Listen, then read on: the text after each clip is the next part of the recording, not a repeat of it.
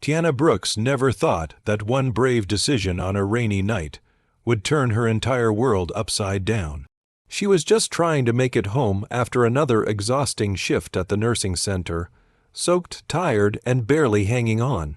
But when she saw a car flipped in a ditch and flames rising fast, she didn't hesitate. She crawled into the wreckage, risking her own life to save a stranger she thought she'd never see again. She didn't know that man was one of the richest tech moguls in the country, and she definitely didn't expect to be fired the next morning for showing up late because of it. Heartbroken and defeated, she had no idea the universe was already working in her favor, because less than 24 hours later, the roar of 2 helicopters filled the sky above her apartment. The same girl who was thrown out for being replaceable was about to receive an offer that would not only change her life, but also turn the tables on those who looked down on her. This is the story of how doing the right thing, even when no one's watching, can bring blessings you never imagined. The rain came down in sheets, cold and relentless, as Tiana Brooks navigated the winding road home. Her windshield wipers squeaked back and forth in a hopeless rhythm, barely clearing the water fast enough for her to see. The streetlights cast pale, flickering halos on the wet pavement, and the distant sound of thunder rolled through the sky. It had been a brutal day, another double shift at the city hospital, full of short tempers, full rooms, and not enough hands. Her scrubs clung to her skin, soaked through from the dash to her beat-up Corolla. All she wanted now was dry clothes and a warm bed. But fate had other plans. As she rounded a bend on the quiet highway, her headlights caught a flash of twisted metal in the ditch to her right. Her heart jumped. A black SUV, upside down, crumpled like a soda can. Smoke billowed from under the hood and small flames licked at the wreckage like warning tongues of fire.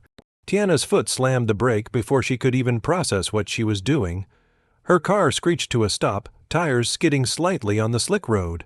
She yanked open her door and bolted into the storm, shoes slapping against the wet asphalt, her breath caught as she approached the vehicle. The smell of burning oil was thick, and the heat was rising fast. Peering through the shattered window, she saw him. A man, maybe in his 40s, slumped over the steering wheel. Blood streaked down his forehead and his body was motionless. The seatbelt held him tightly in place. "Hey, can you hear me?" Tiana shouted, her voice barely audible over the rain and the crackle of fire. No response. Time was running out. The flames were growing, crawling toward the cabin. Tiana didn't hesitate. She dropped to her knees and crawled through the broken window, the jagged edges slicing into her forearms. The smoke stung her eyes and filled her lungs. Every breath burned. She fumbled for the seatbelt release. It was jammed. "Come on, come on," she muttered, glancing at the dashboard, sparking now.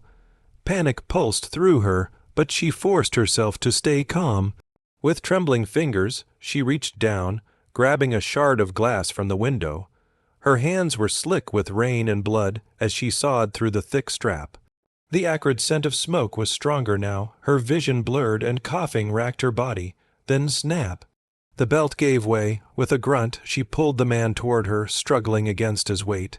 Inch by inch, she dragged him out of the wreck, her muscles screaming in protest. Just as they cleared the car, a deafening boom erupted behind them. The SUV exploded in a ball of fire, the blast sending a shockwave through the ground. Tiana threw her body over the man's, shielding him instinctively. For a moment, everything went still. No sound but the heavy thudding of her heart in her chest. Then headlights approached, a car, then another. Soon red and blue lights flashed in the distance. The sirens came next, growing louder with each second. Paramedics and police rushed to the scene, and a stretcher was wheeled over. Tiana sat back, gasping for air, soaked and shivering. A paramedic touched her shoulder. "Are you okay? Did you see what happened?" "I pulled him out," she whispered. "He was trapped. I didn't want him to die." The officer nearby glanced at her with disbelief. "You went into that alone?" She simply nodded. They asked her name, and she gave it softly. "Tiana Brooks, that was it." No last words, no request for thanks. She declined the offer of medical attention, brushed off the idea of a hospital visit, and quietly walked back to her car. Her arms stung, her legs trembled, and her body ached in places she hadn't noticed before. But she was alive. And so was he. Tiana drove off into the night, unaware of the chaos still unfolding behind her, unaware of the identity of the man she had just rescued. That man was Julian Carrington, CEO of Carrington Innovations, a billionaire tech mogul whose face graced business magazines and stock market news. A man with powerful enemies, secrets, and more influence than Tiana could ever imagine. But in that moment, to her, he was just a man who needed saving. And she had no idea her selfless act was about to change her life forever. The sun had barely risen when Tiana Brooks forced herself out of bed. Her body ached from the night before bruises she hadn't noticed were now blooming across her arms, and a sharp pain ran through her side every time she moved. But she couldn't think about that now. She needed to get to work. She pulled on a fresh pair of scrubs and tied her curly hair into a quick bun, trying to ignore the burn marks on her forearms. The images from the accident still flickered behind her eyes, the man's unconscious face, the smoke, the explosion. She had barely slept, but this was real life, and real life didn't wait. By the time she reached Care Touch Nursing Center, the clock on the reception wall read 7:10 a.m. 10 minutes late. She stepped through the sliding doors, hoping to slip in quietly, but her heart sank as she spotted her supervisor, Mrs. Langley, standing near the front desk. Arms crossed, lips pursed, and eyes like daggers. "Tiana," Langley said, her voice sharp as broken glass. Again, Tiana tried to stay calm. I can explain. Something happened last night. Let me guess." Langley interrupted, walking toward her slowly. "Traffic, car trouble. Alarm didn't go off. You've used every excuse in the book." Tiana shook her head. "No, it wasn't like that. There was a car accident. I saw a man trapped inside, and Langley raised her hand, cutting her off. "You're always pushing your luck, Tiana, and I've had enough. You think saving someone makes up for being late to work. This is a place where people's lives depend on being on time. You can't just show up whenever it's convenient for you." "But I saved his life," Tiana protested, her voice trembling. There were flames, and he was unconscious. Langley wasn't listening. She reached into the file she held and pulled out a thin pink slip. "You're done, effective immediately." Tiana froze, no warning, no second chance. She asked, her voice barely a whisper. "You've had plenty of chances," Langley snapped, slapping the slip into her hand. "You're irresponsible and replaceable. We need professionals here, not people who play hero on their off hours." For a long moment, Tiana didn't move. Her fingers tightened around the pink paper, crumpling it slightly. The nurses at the station glanced over, murmuring quietly. No one stepped in, no one said a word. Tiana turned without another sound and walked to the break room. Her locker creaked as she opened it and slowly packed her few belongings. A worn notebook, a reusable water bottle, a picture of her and her mother smiling on her graduation day. She paused, staring at that photo. Her mother had worked 2 jobs to help her through nursing school. She'd taught Tiana to help people no matter what, to lead with kindness. Tiana blinked quickly, forcing back the sting in her eyes. Once everything was packed, she slung her bag over her shoulder and walked back through the main hallway. The residents in the home, many of whom she'd grown close to, smiled at her as she passed. "Leaving early today, Miss Tiana?" one elderly woman asked from her wheelchair. Tiana smiled faintly. "Something like that, Miss Agnes." Outside, the rain had started again. Not heavy this time, just a slow drizzle, enough to chill her through her thin jacket as she walked toward the bus stop. She didn't cry, not yet. Her phone buzzed in her pocket, a reminder, rent due tomorrow. She swallowed hard. Her last paycheck wasn't enough to cover it. Without this job, she didn't know how she'd get through the month. Every step felt heavier than the last as she walked home. The wind tugged at her clothes. Her shoes squished with each step. Her chest ached not just from the smoke she'd inhaled the night before, but from the crushing sense of failure sitting on her shoulders. She had done the right thing. She had saved someone's life, and she'd lost her job because of it. But what she didn't know, what she couldn't possibly have known, was that the man she had dragged out of that flaming car wasn't just anyone. He wasn't some average driver on the road. That man was Julian Carrington, billionaire founder of Carrington Innovations, and one of the most powerful men in the tech world. And somewhere, in a high-rise penthouse surrounded by security and assistants, Julian Carrington was awake, alive, and asking for the name of the woman who had saved his life. Tiana's name was already on its way to him, and her story was just beginning. The morning began with silence. For the first time in months, Tiana Brooks didn't wake to the sound of an alarm or the buzz of a reminder. Her phone sat dead on her nightstand. She hadn't charged it the night before. What was the point? No job. No schedule. Nothing but the weight of yesterday pressing on her chest. She sat on the edge of her small twin bed, sipping a lukewarm cup of coffee made with the last scoop of grounds in her cabinet. The ceiling fan hummed lazily overhead. Rain had finally stopped, but the streets still shimmered wet and gray through her window. Suddenly, a low, rhythmic sound rumbled through the air. Whup, whup, whup. Her cup trembled slightly in her hand. The windows buzzed. Tiana frowned and walked to the balcony of her third-floor apartment. Her old slippers slapped against the cold floor as she slid open the door and stepped outside. That's when she saw them. Two large, black helicopters sliced through the early morning sky, growing louder by the second. They weren't police or news choppers. These were sleek, custom, built and clearly expensive. One had a silver emblem along the tail, stylized initials, JC. Her breath caught in her throat. The helicopters hovered for a moment, then descended slowly onto the wide, empty soccer field next to her apartment complex. The field was muddy and unkempt, normally only used by neighborhood kids or the occasional jogger, but now it looked like a scene from a movie. Doors opened, 4 men in crisp black suits stepped out of the first helicopter, sunglasses gleaming even in the morning haze. They looked like federal agents or private security, intimidating, professional, and completely out of place in her neighborhood. By now, people were pouring out of their apartments, pajama-clad neighbors, teenagers with cell phones, kids pointing in awe. Everyone watched, murmuring, speculating. What's going on? Is it the government? Is someone getting arrested? Yo, I bet it's a rapper or something. Tiana stood frozen, barefoot on the cold concrete. Her pink pajama pants were wrinkled, and her hair was a mess. She hadn't even brushed her teeth. Then one of the suited men began walking directly toward her building. Her heart raced. He reached the front door, paused, looked up at the balconies, and made eye contact with her. "You're Miss Tiana Brooks," he called out, his voice firm but polite. She blinked. Why? Yes, he pulled off his glasses, revealing sharp blue eyes and a professional, unreadable expression. "We've been sent to escort you. Mr. Julian Carrington would like to speak with you immediately." Tiana's mind reeled. Her legs felt like jelly. "Julian Carrington," she repeated. She knew the name. Everyone did. Billionaire. Tech genius, founder of Carrington Innovations. She'd seen him in Forbes and on talk shows, but she had no idea how he knew her name, until her mind flashed back to the man in the wreck. The accident, the fire, it had been him.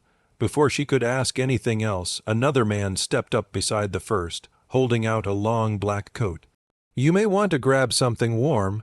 The helicopter is ready for takeoff. Wait, I need time. I need to change, maybe call someone. There's no need. We'll make sure you're taken care of." The first man assured her. "Mr. Carrington insisted we find you immediately. He said, and I quote, 'She saved my life. I won't make her wait a moment longer.'" Mouth dry, heart thudding in her chest, Tiana turned and rushed back inside. She threw on the first clean outfit she could find, jeans, a sweatshirt, sneakers, and barely managed to smooth down her hair. Neural she pathway her s that phone Meyer, chai, a water bottle and a jacket, then hurried back out. The field was surrounded now. Neighbors stood at the edge, whispering and recording. Children pointed at her as the men opened the door to the second helicopter. Tiana glanced back one last time at her old apartment building, cracked bricks, peeling paint, broken mailbox, and then stepped into the luxury aircraft. The interior was like something out of a dream, leather seats, polished metal fixtures, a faint scent of citrus and money. As the door closed and the rotors kicked back into full speed, Tiana sank into a seat and fastened the belt across her lap. Her hands trembled in her lap as the helicopter lifted off the ground. The city grew smaller beneath her. Her old life disappeared. She had no idea where they were taking her, no idea what Julian Carrington wanted. But for the first time in days, maybe even years, her heart beat with something unfamiliar, hope. The helicopter began its slow descent over the coastline, where the morning mist still clung to the rocky cliffs like a silver veil. Below, nestled atop a hill that kissed the sea, was an estate unlike anything Tiana had ever seen. It wasn't just a house, it was a world unto itself. The Carrington mansion sprawled across acres of manicured lawns, winding stone paths, fountains, and gardens bursting with flowers in every color. Floor-to-ceiling glass windows reflected the ocean, while tall white pillars gave the place an air of timeless power. A private driveway looped like a racetrack around the front entrance, where luxury cars gleamed beneath a covered portico. Tiana stepped out of the helicopter slowly, almost afraid that if she blinked it would all vanish. "This way, Miss Brooks," said the same man in the tailored black suit. He gestured toward the main entrance. The doors opened before they even reached them, revealing a marble foyer that glowed beneath a massive chandelier made of delicate crystal leaves. Everything smelled of clean linen and roses. She was led through a quiet hallway where art pieces hung in golden frames, each more expensive looking than the last. Tiana felt like she was walking through a museum or a dream. At the end of the corridor, a large sunlit room opened up. Bookshelves lined the walls, and the ocean view stretched wide beyond a set of arched windows. In the center of the room, beside a fireplace that crackled gently, sat Julian Carrington. He was in a wheelchair, a bandage across his forehead and a sling on his arm, but his smile was steady, warm, and completely focused on her. "You must be Tiana," he said, his voice calm and smooth like a late-night radio host. "You saved my life." Tiana hesitated just inside the doorway. Her fingers gripped the strap of her purse. I didn't do anything special. I just saw the car and, well, I couldn't just leave you there." Julian chuckled softly. "That's where you're wrong. Most people did leave me there. They took out their phones, filmed the flames from a distance. You ran in." Tiana swallowed. "I didn't even know who you were. That's exactly why I trust you," he said with a twinkle in his eye. A woman in a gray suit stepped forward and handed Julian a thin envelope. He motioned for Tiana to come closer. "I wanted to thank you properly," he said, holding out the envelope. "This is just the beginning." Tiana opened it with shaky hands. Inside was an elegant letter with the seal of St. Catherine's School of Nursing at the top. She read the first line aloud, barely believing it. "We are pleased to offer Tiana Brooks a full academic scholarship, including housing, meals, books, and transportation." She gasped and looked up at Julian. "I applied years ago," she whispered, "but I couldn't afford it.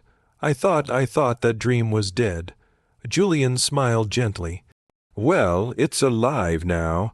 And this," he said, nodding toward the woman in gray who handed her a second envelope, "is an offer for a new job.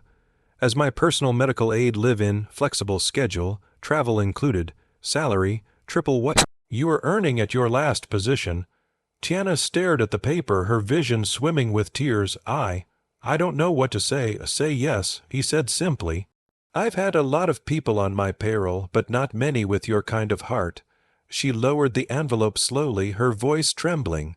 "Why me? I mean, I get that I helped you, but this is life-changing." Julian's smile faded slightly. He glanced toward the window, his expression turning somber. "You remind me of someone," he said. "My sister, her name was Leela." He paused, eyes distant. "She was a nurse, too. Still in school, we were close, but years ago there was a fire in our old apartment building. She got stuck on the top floor. People saw it happen. They watched, but no one ran in." Tiana felt a lump rise in her throat. "I was out of town when it happened. I never forgave myself." Julian continued, his voice softer now. "I couldn't save her, but maybe by helping you I can start to heal." The room fell quiet for a long moment. Tiana stepped forward, gently resting her hand on the armrest of his wheelchair. "I'm so sorry," she whispered. He nodded, his eyes glistening just slightly. "Thank you." Then he took a breath, straightened his shoulders, and smiled again. "So, what do you say, Nurse Tiana Brooks? Will you come work with me?" Tiana looked down at the papers in her hands, the scholarship, the job offer, the second chance, and knew with every part of her being that this was more than a job. It was the beginning of a new life. Weeks passed, and the world shifted beneath Tiana's feet. She now lived in a cozy guest house nestled on the east end of the Carrington estate. The little cottage overlooked the ocean and had a wraparound porch lined with potted plants and hummingbird feeders. Inside, it was warm, sunlit, and hers more than any place she'd ever known. Each morning, she studied for her nursing degree using top-tier online programs, and in the afternoons, she worked beside Julian Carrington himself. They formed an unlikely bond. Julian, ever sharp despite his injuries, often quizzed her on medical terms while she adjusted his physical therapy schedule or treated his healing wounds. He insisted on eating lunch with her in the garden. They shared stories, laughed over tea, and more than once cried quietly during long walks when memories of his sister surfaced. Tiana had never had a father figure like that, and Julian had never had someone who reminded him that compassion still existed in the world. But one quiet evening, after her classes and his final therapy session, Tiana knocked softly on the grand door of Julian's office. He looked up from his laptop. "Everything okay?" She stepped in slowly. "Actually, I was wondering if I could ask you for something, a favor." He leaned back, curious. "Name it. I want to visit Care Touch Nursing Center," she said, steady but firm. Julian's brows lifted. "The place that fired you, I want to go back," she said, "but not for revenge. I want to give them what they never gave me, an opportunity, a reminder that kindness matters, that people matter." Julian gave a slow nod, then smiled. "Get your coat." The next day, the skies were clear, and the helicopter soared over the city skyline. Tiana sat beside Julian's head of acquisitions, holding a briefcase on her lap and wearing a sleek navy-blue pantsuit. Her hair was pulled into a neat bun, and her face was calm, composed in a way she hadn't known she was capable of just weeks earlier. The helicopter touched down in a grassy lot adjacent to the Care Touch facility. As the blades slowed, Tiana stepped out onto familiar ground. It looked exactly the same: gray bricks, faded sign, cracked walkway. Yet she felt completely different. Inside, the fluorescent lights flickered as always. The halls smelled faintly of antiseptic and overcooked peas. Patients shuffled slowly in wheelchairs and nurses darted past with clipboards in hand. Tiana walked straight to the administrative office. The receptionist did a double take as she approached. "Can I help you?" the woman asked, blinking. Tiana offered a professional smile. "Please let Mrs. Langley know Tiana Brooks is here to see her." A moment later, the office door burst open. Mrs. Langley stood in the doorway, lips pursed in disbelief. "Tiana," she breathed, her voice a half-whisper. Tiana stepped forward. She opened her briefcase and removed a slim folder, placing it carefully on Langley's desk. "I'm here on behalf of Carrington Health Investments," she said clearly. "As of this morning, we've acquired this facility as part of a major expansion." Langley blinked, her mouth slightly open. "Acquired? You mean Mr. Carrington? He bought us." Tiana nodded. "Effective immediately, and I've been appointed to manage the new staff development and culture reform program." Langley staggered back into her chair like someone had knocked the wind out of her. Tiana continued, her voice steady but kind. "We'll be reviewing employee evaluations and leadership conduct. Staff who have felt unseen will be heard. Patients will be treated with dignity, and no one ever again will be punished for showing heart." Langley tried to speak, but the words didn't come. Tiana allowed herself a small, composed smile. "And don't worry, I'm not here to fire you. I believe in second chances." The room was silent. Phones on desks paused mid-ring. Aides standing nearby looked up from their charts, eyes wide. One nurse, who had once quietly encouraged Tiana during break room tears, gave her a small, proud nod from across the hall. As Tiana turned to leave, her heels clicked gently against the tiled floor. Someone had begun recording with a phone. She didn't mind, in fact, she welcomed it. The last time she left this place, it was in the rain, with her head down, her spirit crushed, and her future uncertain. Now she walked out upright, radiant and powerful. Outside, the helicopter waited on the lawn, blades spinning. Tiana paused on the steps, closed her eyes, and let the wind from the rotor wash over her like a baptism. Then she stepped into the aircraft, briefcase still in hand. Julian was already inside, smiling. "How'd it go?" he asked. Tiana buckled her seatbelt, smiled back, and whispered, "Full circle." As the helicopter lifted into the sky, she looked down one last time at the place that once tried to break her, and then ahead, toward the life she was building with purpose, power, and a heart that never stopped choosing to do good. Tiana's life changed in a single moment, not because she was looking for reward, but because she chose to do the right thing. From being fired and humiliated, to flying in helicopters and managing a facility she was once dismissed from, her story reminds us that true character always shines through. Sometimes the world tries to break you, but when you hold on to kindness, courage, and integrity, it has no choice but to recognize your worth. If this story moved you, don't forget to like, comment, and subscribe for more powerful stories just like this one. What would you have done in Tiana's shoes? Let us know in the comments below. And remember, sometimes the smallest act of courage can unlock the biggest miracles. See you in the next episode of Hidden Realities.